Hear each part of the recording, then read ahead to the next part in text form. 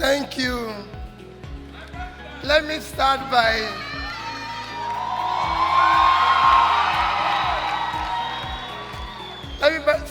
most sincerely again thanking my dear sister Obi for the introduction and for the invitation. And he's told you why I'm here.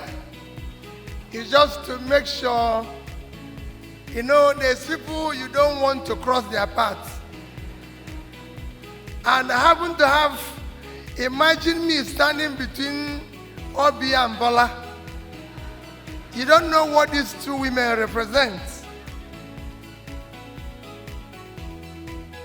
They are one of the best globally. And they are people who have courage. Sitting as the governor, when Obi calls, you just keep imagining what he's going to say. Because there are people who can tell you, when you do the job I did in Nigeria as governor, what happens to you that you won't believe is that you meet 10 people, but 11 will tell you you're doing well. Even when you know you're doing the wrong thing, they will tell you you're doing well. So when you have people like Obi calling you, you know you're not doing well. And of course, Bola, as governor, one day I came back from the UK. I was rushing to catch the Enugu flight for 7 a.m. And I decided to jump the queue. Unfortunately, that day I wasn't lucky. Bola was with me. Bola said, "Peter, come and queue up, please." And that is the type of person that spoke to you today. When I listened to her, I told Obi, you've had a keynote speech. I'm only going to add to what they are doing. For me, let me start by most sincerely thanking those who are behind this university. Honest to you, I never heard of it. I live in the village, like I said. I'm a trader. So, I live in Onitsha. So, we only hear news when we come to township. And when Obi invited me and I said, what is this university about? And I'm surprised when I came in here and see this number of Nigerians graduating. I felt happy.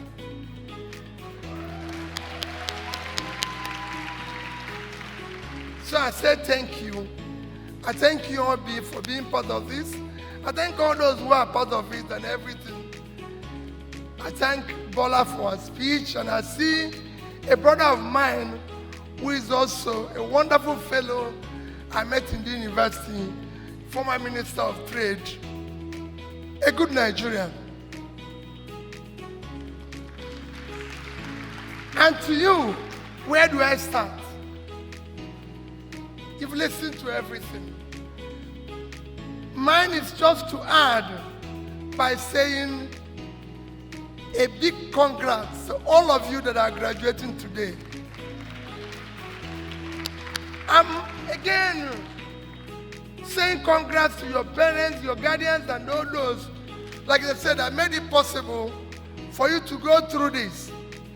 I've been asking my brother, how does this university work? And how much do they pay? Because I like knowing the price before I get involved in anything.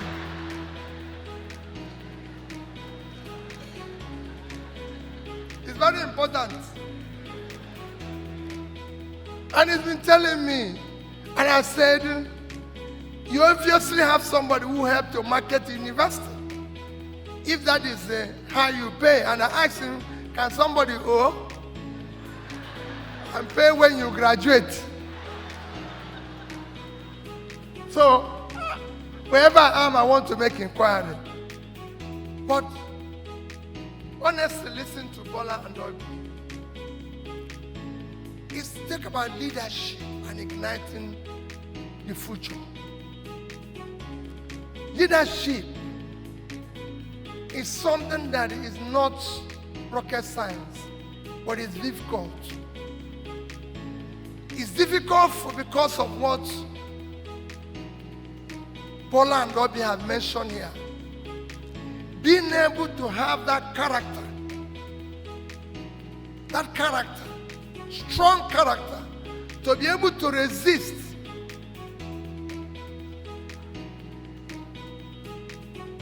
the ability not to do the wrong thing. To be able to have that sense of value that this is wrong, this is right, is very difficult. Especially in our own situation, where what people value in the system and the society is what is wrong. Even here now, when I was coming in here, I came alone with somebody. I asked security people. Someone said, "Where are your security men? How can you just be moving this like this?"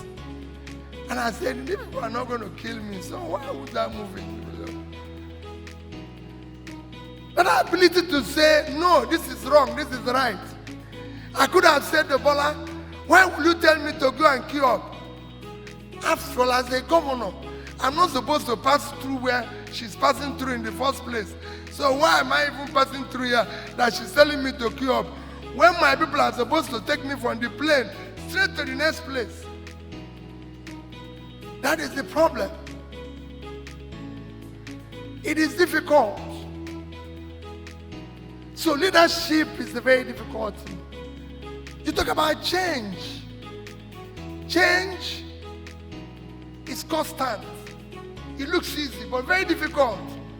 Because often the people you are trying to do the change with in this country, everything I'm going to talk is about Nigeria, are the people who don't want change. All of you come together and say, because you must work together. My brother, okay, Obi, all of them have experienced it. The people you're talking with actually don't want to do what you people are talking about. So change is difficult. And your future is what you make. I can tell you that the components of all this makes it difficult for you, but also makes it imperative that you, if you want to have a better future, it's you. You have to make that choice. I want to ignite that better future. And that's why I said my own reference will be here. And I'll tell you my own experiences. Like Obi has told you, I read philosophy, University of Nigeria, Nsukka. And what I tell people, that the only thing I learned from philosophy, which I apply every day, is that unexamined life is not worth living. So if you tell me anything, I want to know why I have to do it. Everything. And I'm sorry when I tell it to people, they don't like it. And I say, "Oh, you want to do a naming ceremony for my daughter, for my son? Why?" I remember telling a teacher, when my children were in primary school, somewhere in Festac, and he said they're doing birthday in schools. And everything, and the whole school will come. I say, "Is it part of the education? Is it part of the fees I paid? Or is it additional fee? Is there additional fee?" I say, "Why are they celebrating? I don't even know what they will become. Leave this ceremony of birthday. Let them read first and pass. Then they can celebrate with their money." Because I paid the fees. So, for me, it is about asking questions always, which is what I've been saying now. Always ask questions. What is the value? I know that some of you who are young, who are not married, want to do, for example, a big wedding where they will close the street. Does it add to the marriage? Does it add anything of what value You're just bringing people to come and drink. Some will cause you problem, and possibly you are owing even where you bought the drinks and everything, and that brings problem in the marriage, because when everybody is gone now, you're left with the bills, and that bill will do what? Bring problem. And all this and all that. So for me, that's what it does. Question everything. The more you ask that question, the more you're trying to ignite that change. That's what philosophy to me. And because of it, I've chosen to learn.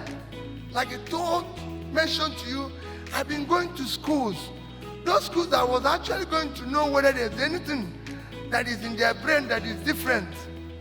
And everywhere I go, you won't believe it, I found out we're the same. But to show you what leadership can do to your life, one of the things I learned going around was when I met a man called Donald Jacob. You see me say this every day.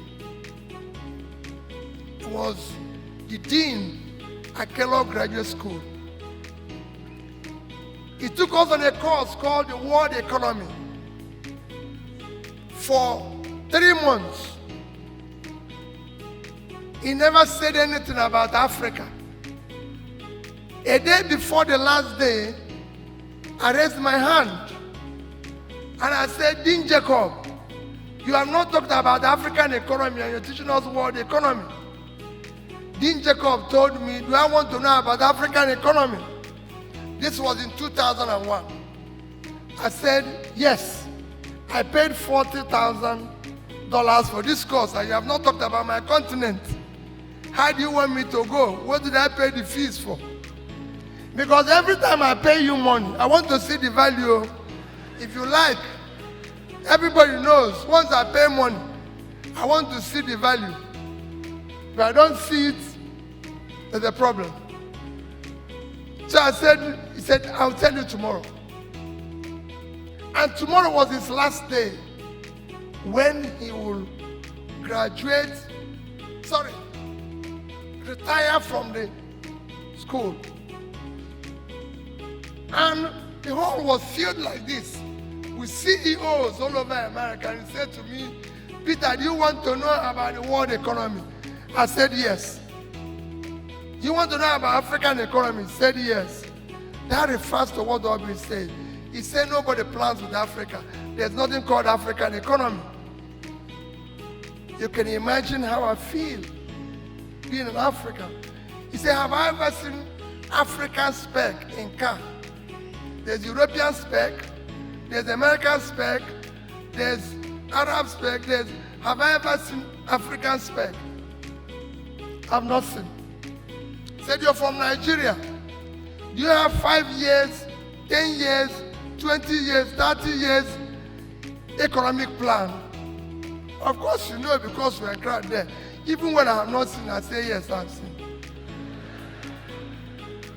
I said, because I believed it would be somewhere. I didn't know that it's not somewhere, but I believed, so I said, yes. He said he would like to have them. After that lecture, he said I should join him for lunch. And I did. After the lunch, he said, let's take a walk by Lake Michigan. Because Kellogg is the back of Lake Michigan. As we were walking, he said, do you have any of your country's currency? I said, yes. I'm only telling this so I can tell you for that story. I said, yes. So I brought 100 naira, which was the highest denomination we had then. He brought $100. And he said to me, which of these two currencies do you prefer? Which one will you prefer? One is 100 naira to $1. So I said the dollar. And he asked me, why do you prefer the dollar? I said, because it's 100 naira to $1. So I said, keep my dollar there. So he gave me 100 naira. I took my 100 naira. You can imagine the gain I made in my mind. So I pocketed his $100. We walked like a pole again, and he stopped and said, Peter, can you bring out that $100? I was already feeling a sense of losing this money which I've gained, but I brought it out reluctantly. And he said, which of these two currencies do you prefer? Again. And I said, the dollar, because of the rate. And he said to me, Peter, let's sit down. There's a bench. And we sat down. And he said to me, young man, the only reason why you prefer dollar to naira is the amount of faith you have in your country. Your country is not giving you hope. Economy is driven by faith.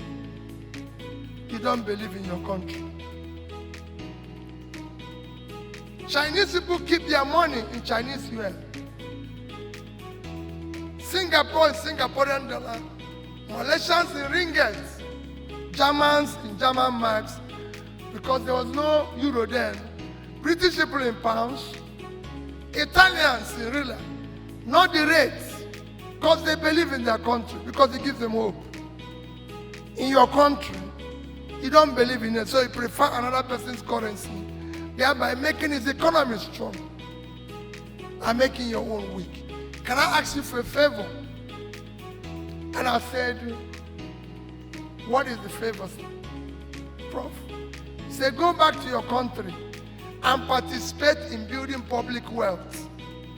He said, what does that mean? Go and serve in the public space. Public wealth enriches everybody.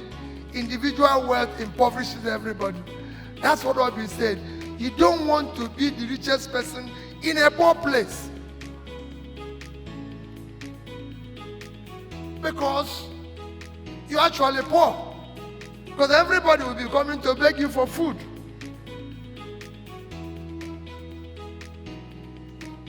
And that changed everything about me. And today I'm involved in public life. Why did I tell this story? Everything I listened to here is what I'm going to tell you. All I have preached today is about you going out there and helping to build a better society. Don't go out thinking about how you're going to make money. If that is what you're thinking, you've lost it. If it's about making money, if it's about doing this, go and check all those who actually made meaningful money. They do so by changing the society. They didn't go out to make money. So bringing that, being that leader that will ignite that change, will not be about you going out there to say, I want to be rich, I want to make money, I want to do this.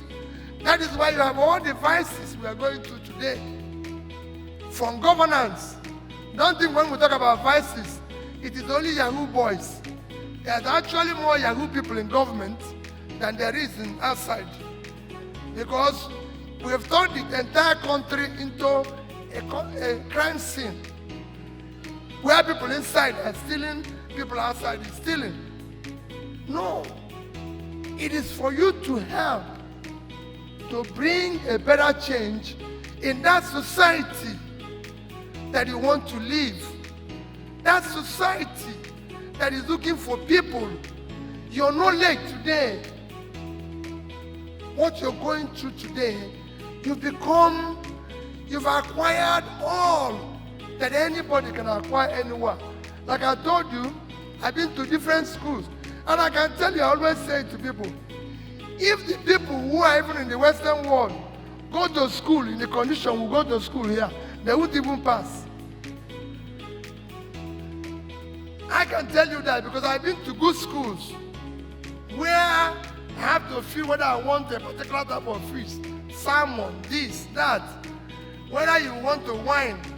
I've always said with my experience in my first school outing that I didn't know that I've paid fees. So for 1 week, we'll go to eat. They asked me whether I can take wine. I said, I don't want wine. Ice cream, I said, I don't want. This one, I don't want. After about a week,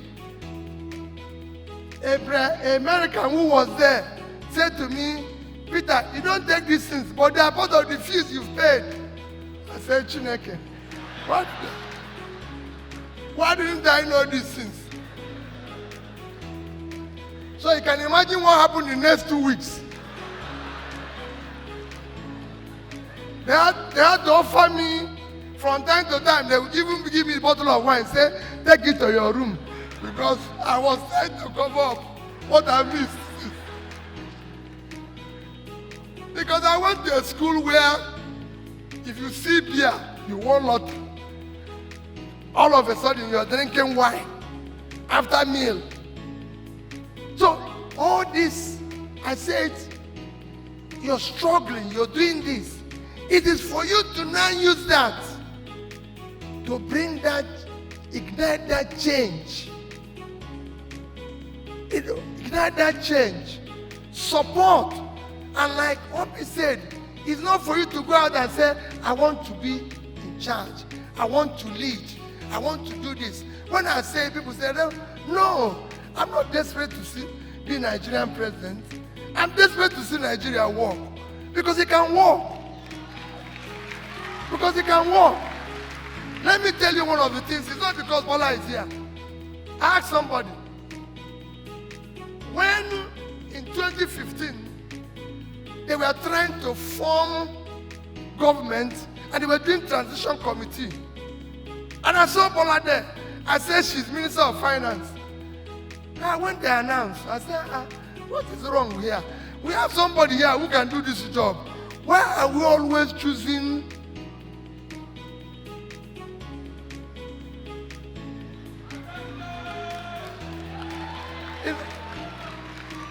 And like I always say, it is not rocket science. James Robinson, one of the Nobel laureates last year in economics, said it openly that Nigeria is a country that knows what to do to prosper and refuses to do it. How can you allow drivers and people who have since passed their destination to drive you forward? You lose. They have passed their destination. They have passed their time. That is what you need to help to ignite. So you're going out there to use what you've learned in Nexford to help us to change the society. Don't go and be part of this. We're not going to change this. You are a victim of Nigeria. Because our age and the age before us, they refuse to do what is right, you're suffering it. I can tell you as you're here graduating, for those who are not working, you're wondering, what next? Where am I going to do youth service? Because the whole place is insecure. If they tell you now that you've been posted to do here, you're running around to change it. When we did youth service, we're actually looking forward to going to Medugri. We are looking forward to going to Sokoto. If they post you there now and say, no, you're running around. But that's what people were excited. So you're a victim of it. You're wondering whether you can get a job.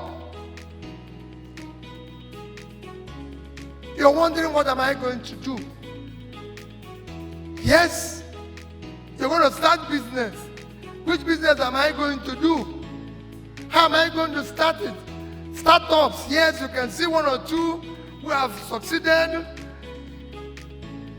in fintech, in this and that. But I can tell you, for everyone that succeeded, there's 100 that failed. And what is the level of failure?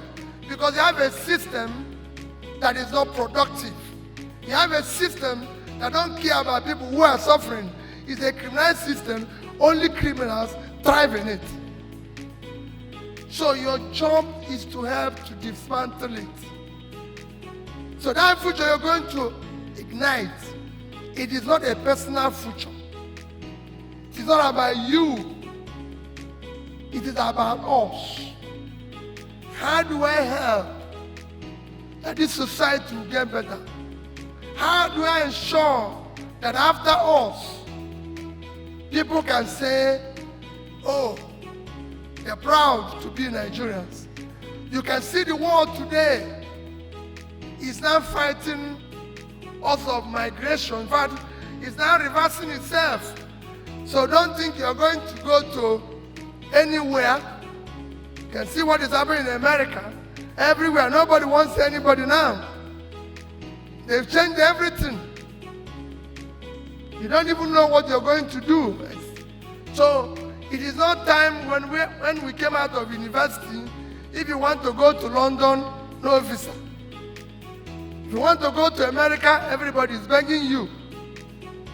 Today, even to go to Congo, you need a visa. So everything is turning against you. So how do we change here?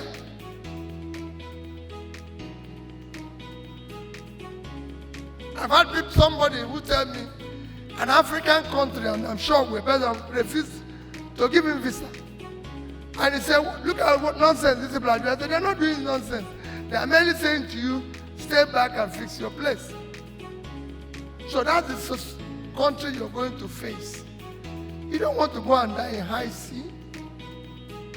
So that leads the change, ignite the future, is you. Your parents have done theirs. Nexford has done theirs. None is for you to go out there and be part of it. Be part of thinking, oh, what values do I pursue? It might be difficult. It might look as if it's impossible. But I can tell you, if you continue to do the right thing, you will definitely get there. If you continue to do the right thing, it looks very difficult when you're starting. I was in a secondary school, primary school yesterday. Yesterday was International Day of Education. So I was in a primary school in a rural area. I was in a secondary school in a rural area.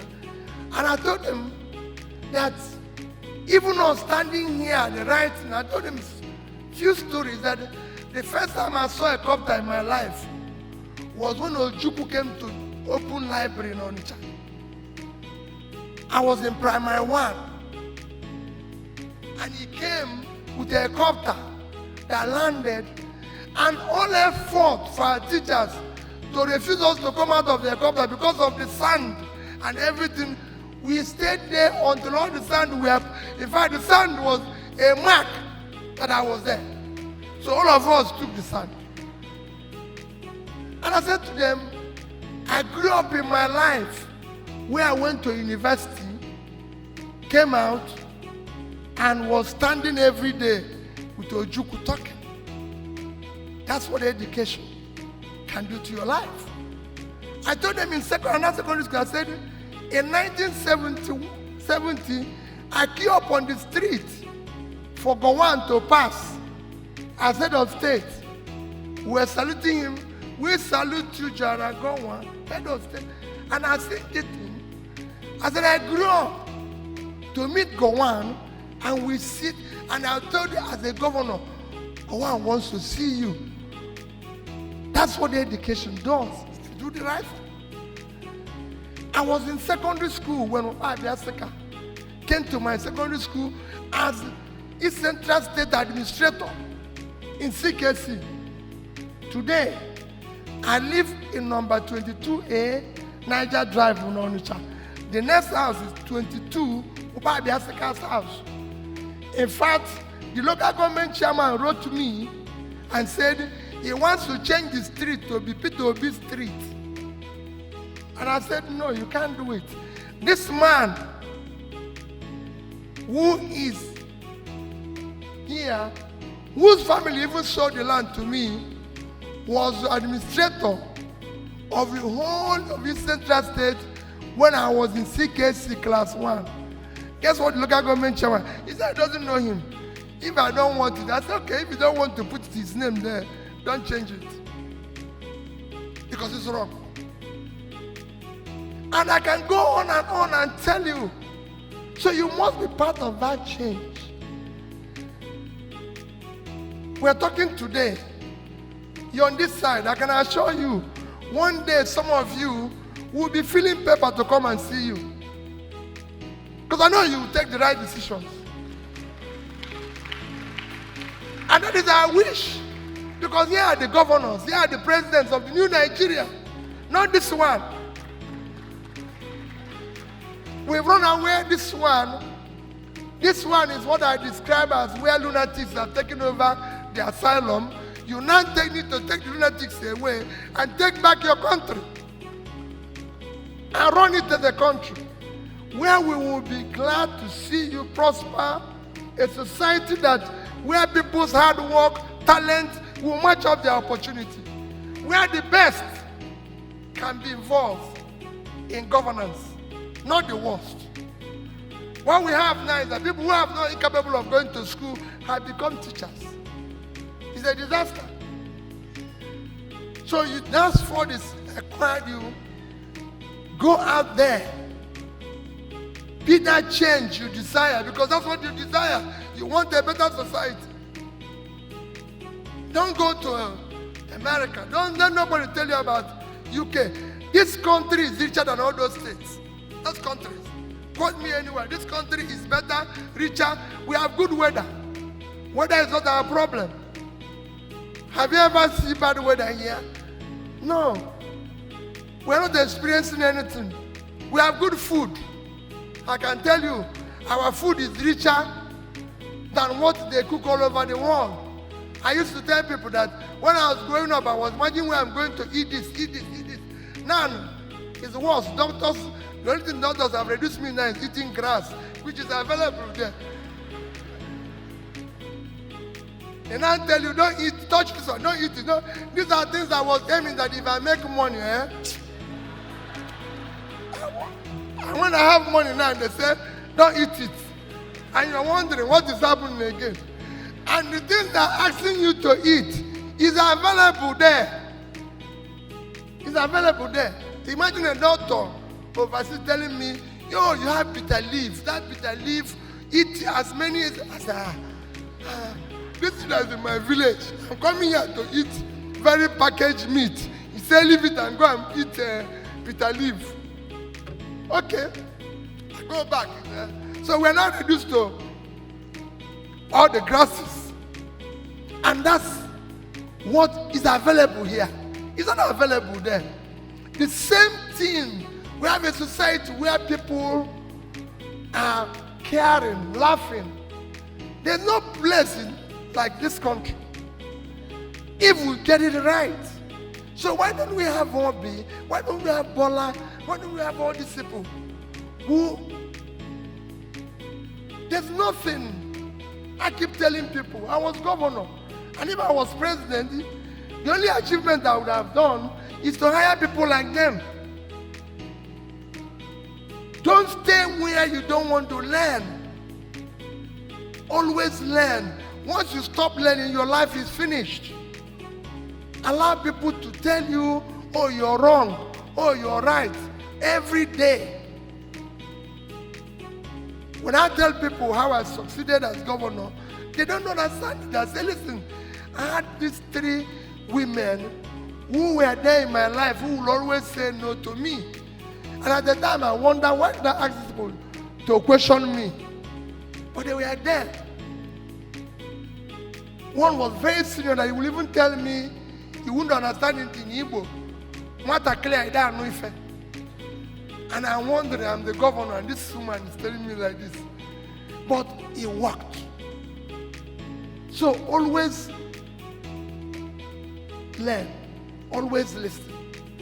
As I conclude, because like I said, I'm going to tell you as a trader, I didn't have anything special. But to urge you to understand that the society needs you.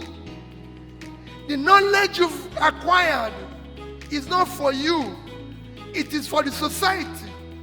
People are thinking that the knowledge here is for me to go out and say, I have a degree. That's nonsense. I have a PhD. That's nonsense. If you do not use it to serve humanity and impact on the society, you are not worth having it. You shouldn't even have it at all. And it's not for you to go and use it to discriminate. I go around and see people saying it's His Excellency. As far as I'm concerned, there's nobody in Nigeria, including myself, who is excellent. Thieves are not excellent. So the people, honorable. Honorable for what? When the country is like this? Distinguished for what? When the country is like this? All of us have failed you. So don't go and use it to acquire title. That degree is not a title. It is not a license for you to discriminate and tell people in your village they are not educated. It is a license for you to be more compassionate, more listening, more everything than what you're doing. It is a license for you to care. Go to places. It's a license for you to be more respectful to the society. That's what you have acquired. And with that, I'm sure you will contribute and not allow Nigeria, Africa, to continue what we have told you, that anything you do and you do not experiment it in Nigeria and it works, it's not going to work. What that means that if Nigeria works, Africa will work. And if you believe in that, you, not us, because we are sitting, will be that change agent. Because that society you are abandoning, that society you refuse to change, will take its revenge on you and your children. So today, I've said to you, on your marks, go. God bless you.